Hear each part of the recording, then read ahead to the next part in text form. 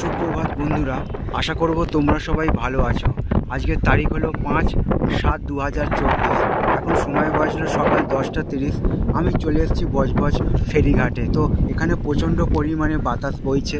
আজকে যেহেতু অমাবস্যা, চারিদিকে মা কালীর আরাধনা করা হবে, তো সেই একটা ছবি ফেরিঘাটে তোমাদের সামনে তুলে ধরার চেষ্টা করছি। আর প্রচণ্ড পরিমাণে আজকের গঙ্গার জল কোথায় উঠেছে, মা কালীবাড়ির যে ঘাটটা আছে সেই একটা ছবি আমি দূর থেকে তোমাদের দেখাবার চেষ্টা করছি।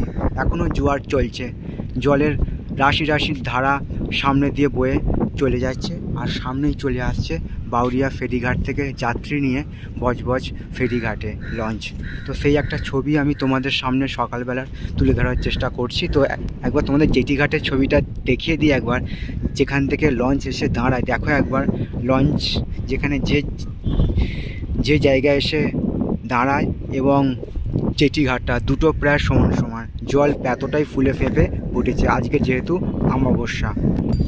তো বজবজ ফেরিঘাট সংলগ্ন পরিবেশের ছবিটা আমি তোমাদের সামনে তুলে ধরার চেষ্টা করছি। তো এখনও চলছে জোয়ার, জল কতটা পরিমাণে উপরে উঠেছে তোমরা ছবিটা দেখলেই বুঝতে পারবে। তো জেটিঘাট পুরো সমান সমান হয়ে গেছে যেখানে এসে লঞ্চ দাঁড়ায়। আর এই যে জেটিঘাটটা পুরো ডাঙার সঙ্গে পুরো সমান সমান হয়ে গেছে। আর আমার সামনেই চলে এসেছে বাউরিয়া ফেরিঘাট থেকে যাত্রী নিয়ে বজবজ ফেরিঘাটে। তো সেই একটা ছবি আমি তোমাদের সামনে তুলে ধরার চেষ্টা করলাম। আশা করছি ভিডিওটা তোমাদের ভালো লাগবে। ভালো লাগলে অবশ্যই চ্যানেলটা লাইক, শেয়ার, সাবস্ক্রাইব করবে, এইটুকু আশা রইল তোমাদের কাছে।